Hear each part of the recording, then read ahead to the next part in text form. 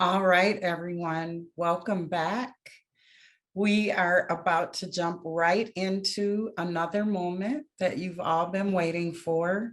This is another unprecedented move by the administration to actually address a lot of the things you all have been bringing up, which is how do we actually get the money to the communities that don't have all this federal access, meeting the requirements, having the capacity to deliver in the way that the federal government has been structured in the past. So we're gonna now pivot to a conversation with the EPA Region 2 Environmental Justice Thriving Communities Grantmaker, which is Fordham University. Fordham has received a $50 million grant from the EPA to serve as a pass-through entity. That means making subawards to community-based organizations, community-focused efforts. The Thriving Communities program will provide those subgrants in a way that aims to alleviate much of the burden that the federal grants process has placed on small, resource-constrained communities and marginalized populations in the past. And so I'm going to bring up now Fordham University and welcome them to share more about their work and how they are approaching their Grantmaker role. Good morning, everyone, and thank you so much for that introduction. If I can please get sharing rights, that will be very much appreciated.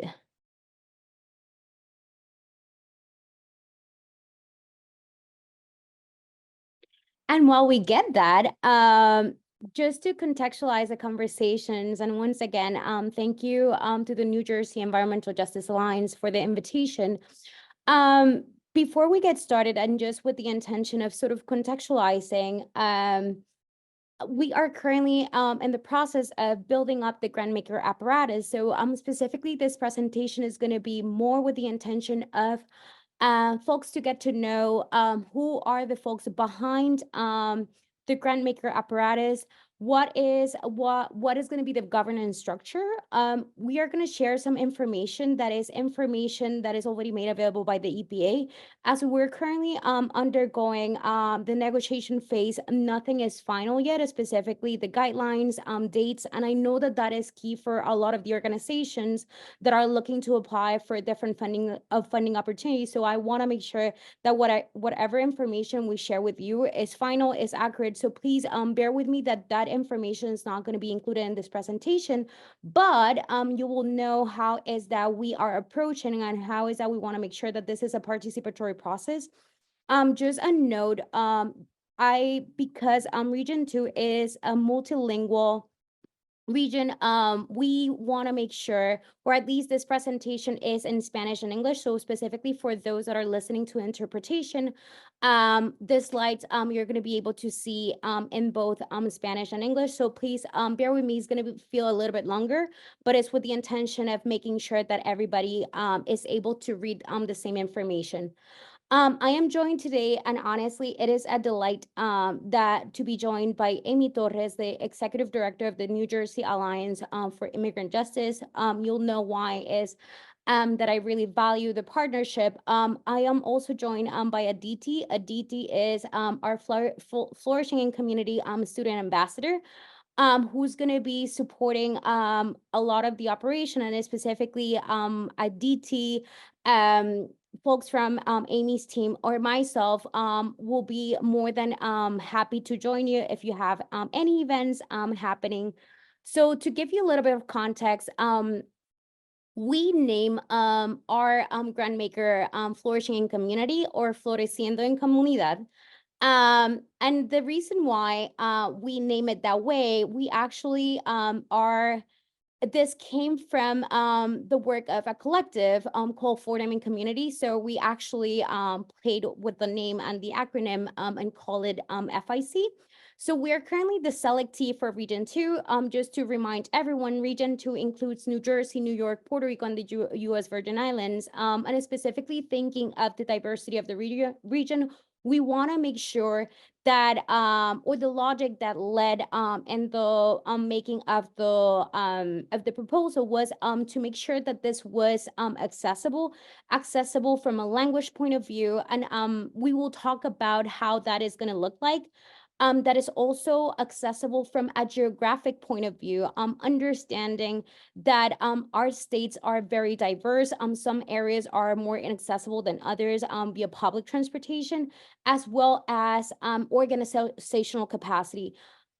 As I said earlier, we are building up the Grantmaker apparatus. So this is a perfect time for us to engage in this conversation, because we want to make sure that any limitations, any challenges that we have already identified, those are taken into consideration as we continue to build up the Grantmaker apparatus. So just to give you a little bit of context, we are very proud. We are a Bronx institution, and specifically bringing and guiding these funds from the Bronx is something that we take great pride. This funding is specifically guided by the Center for Community Engaged Learning. We are a center that uses an asset-based community development approach as well as a place-based. So that's why when we created this the narrative for the grant, it was specifically supported and guided by our Fordham and community members. I just swapped the entire, see the language piece is interesting. You just got Spanish and English and the two. So the team, at least at Fordham University, guiding the Grantmaker, is Dr. Julie Gaffney, my colleague, and myself. We both play different roles. I play more of an external facing role. Julie specifically leads everything that has to do with administration. The actual portion of the writing the grant, she took much of the work that had to do with writing the grant. And we are available if you have any questions or if you want to specifically share any thoughts about how is that this Grantmaker should be rolled out. So, and this will probably clarify some of the questions that folks may have. So although is Fordham University the entity providing the institutional capacity to run the Grantmaker apparatus, the selection making process is going to actually be done by a community leadership board. That community leadership board is representative of the entire region. And it gives equal representation to New Jersey, New York, Puerto Rico, and the U.S. Virgin Islands. We have only appointed the chair of the community board. We welcome specifically to make sure that the folks making decisions are folks that understand the local challenges and specifically the priorities that different communities have. I encourage anyone that if you have or would like to suggest someone to be considered for the community board to please send those my way. I'll share my contact information later. But please, it is intended to be participatory and at the same time representative of the diversity of our region. So Wanda Salaman, and just to give you a little bit of context, Wanda Salaman is the executive director of Mothers on the Move. Wanda Salaman has collaborated with many higher education institutions, and we see this as a strategic partnership because with the experience that Wanda have had, she has been able to leverage the resources that higher educations have while being guided by community groups. And our intention is to work in partnership to make sure that the work, the decisions, and the priorities that this Grantmaker follows are specifically guided by community voices. So we have our support team, and starting with New Jersey. We have the New Jersey Alliance for Immigrant Justice. As I said, we're joined by Amy Torres.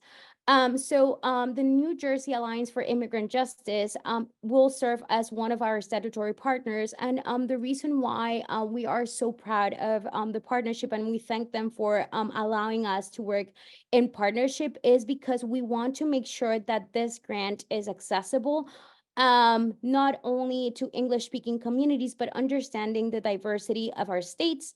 One of the things that we make sure we included in the narrative, and the only reason I'm only referring to a narrative is because that is until we finalize the negotiation phase, we will have more concrete information. One of the things that we proposed was to make the grant materials accessible in the top 10 languages of New York and New Jersey. So we are looking forward to our partnership, and specifically to make sure that this the grant the application and all the resources that are made available are accessible to the different communities that we serve. And I'm sharing how this looks like for the entire region. In New York City, we have partner, and again, we take great pride of our partnerships. We have partnered with the New York Immigration Coalition. They're going to be supporting the rollout of the operation in New York. As you see here, you're only seeing the executive directors. There will be a person once the Grantmaker apparatus is rolled out, that will be the point of contact for anything that has to do with the grant maker. In Puerto Rico and the Virgin Islands, we have partnered with Comprometidos, led by Isabel Rujan. They already have identified the team that is going to be supporting the work there. So that's why you see here that there are other folks already working and the Grantmaker.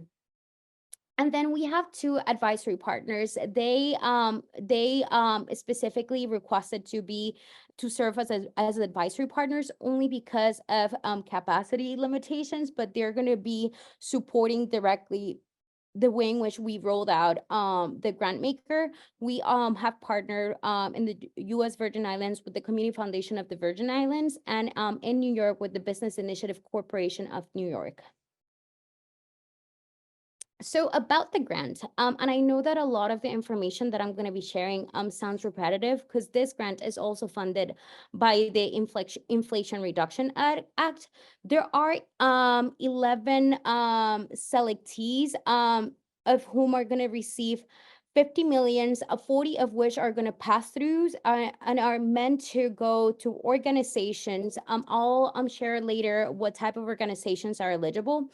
There are different buckets of money, those you see to your right. So we have $75,000, which are intended to be non-competitive. And when we say non-competitive, is those are those we are expecting to be very simple applications that organizations can easily apply to, specifically understanding the challenges that sometimes organizations have in filling out or applying for grant opportunities.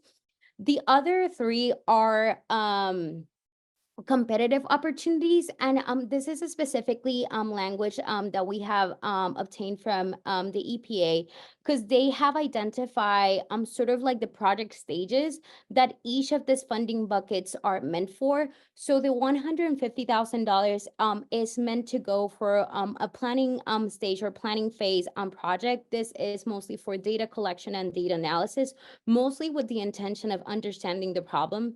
The $250,000 is for projects that are in the phase of project validation. So this is to create capacity once the problem is understood, and the preparation to launch a project. And then the $350,000, it is intended to expand programs and create a new focus for a project that is ready for execution. This is actually those that people call shovel-ready type of projects. So those are the $350,000 phase. Just one note, this is a 3-year duration grant. At least what we had proposed is to be accepting applications on a rolling basis with the goal of having at least 2 to 3 evaluation cycles every year.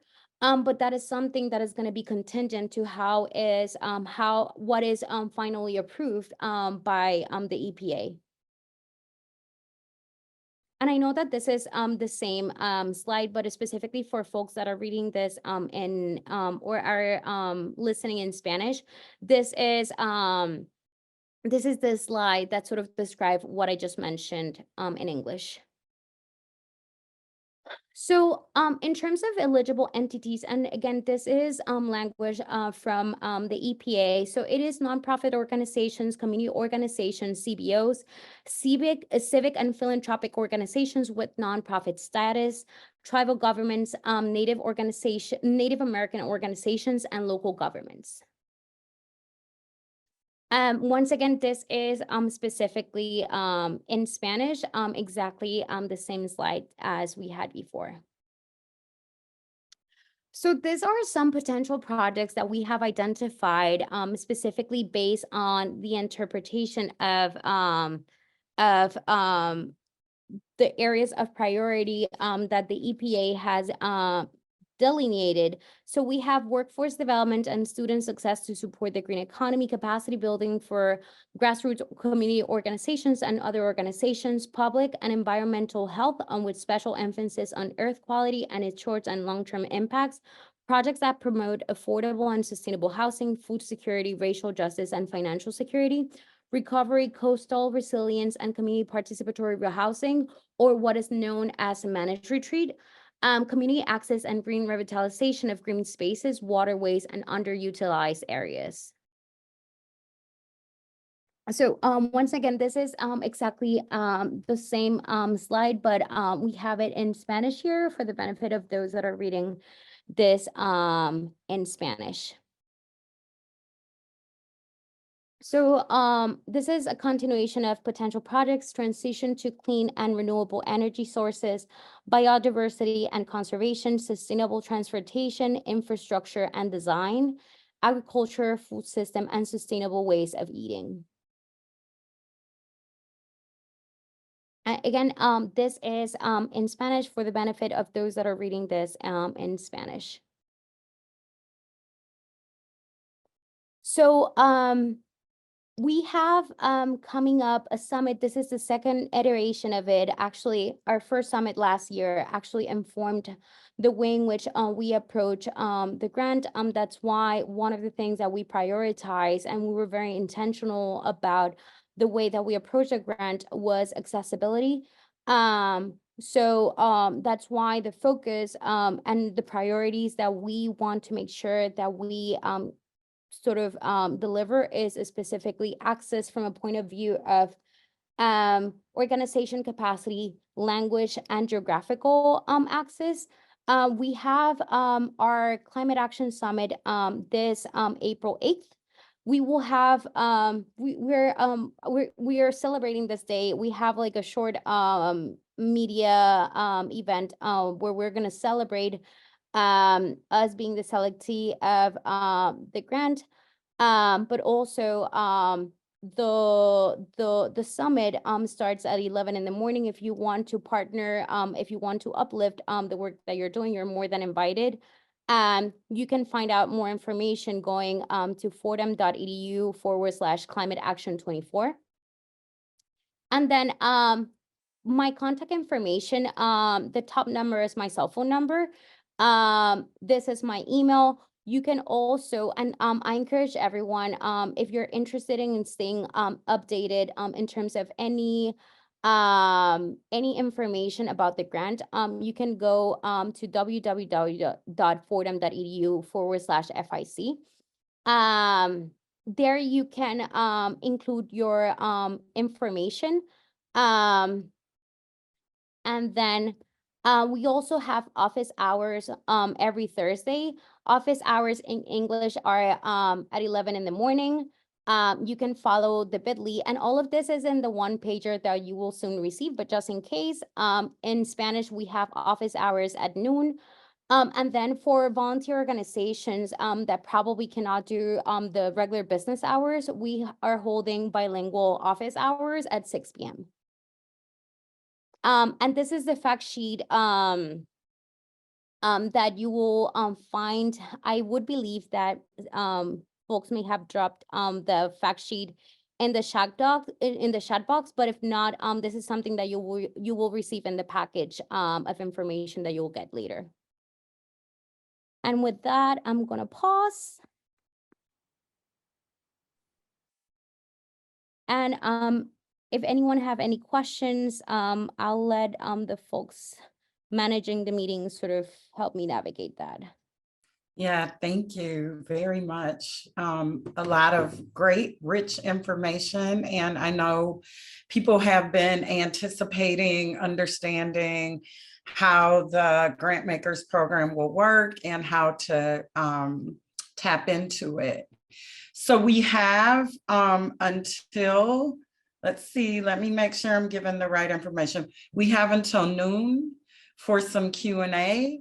And also for the Grantmakers program, but also feel free if you still have questions about the previous programs that were discussed to continue those questions coming as well. So I'm going to turn it over to Candace to manage the Q&A until noon.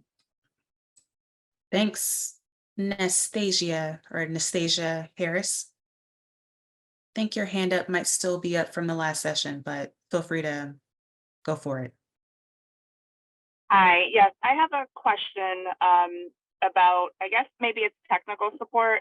So our organization is a maternal health focused organization specifically around Black maternal health and the crisis. And we know that there's a connection to the environment and preterm birth and preeclampsia rates, et cetera. So I'm wondering if there are opportunities for thought partnership as far as developing a proposal. Our organization doesn't see ourselves as the one doing the environmental work, more maybe calling for the work that needs to be done to protect our families and trying to take the research and apply it to the environmental justice space has been somewhat of a challenge for us. And so I'm wondering if there's any support in actually farming out an idea for an application. I can take this from the We Act TikTok and to start us off, if that's all right. So one of our contributors and people who can help is our Director of Environmental Health, and that might be a good starting point, is both bringing that lead from our organization along with our federal grants specialist Shireen to kind of think through what are some ways in which you can show up and pursue these projects. One thing that comes to mind for me is using the research and data to contribute as a factor towards a project that would help reduce the environmental impacts that are causing the maternal issues that you're talking about. So we would welcome you to reach out to us. Our Director of Environmental Health, this is exactly the type of work that she is paying attention to, is like all environmental impacts that are affecting everything from asthma rates to maternal and infant health as well. So I do think we have the capacity to support you and help you think through those and find the kind of intersection of how that makes sense within the environmental justice work, and also be able to articulate that in opportunities for grants.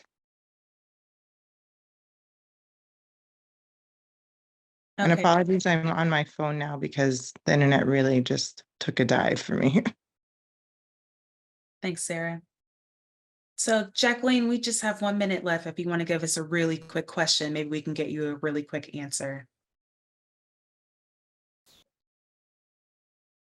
I wanted to offer support to Ms. Harris. I'm going to drop the information for Tobias Fox. We are currently doing a doula nutrition for maternal health.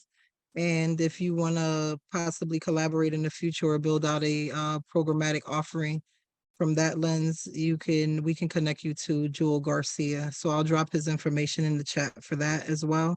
And my question was, as far as the grant for Fordham, how is the RFP, when I think about the New Jersey representative in migrant justice or immigrant justice, how is the application inclusive or not asking somebody's national identity? Like, do you have to be an American citizen to apply?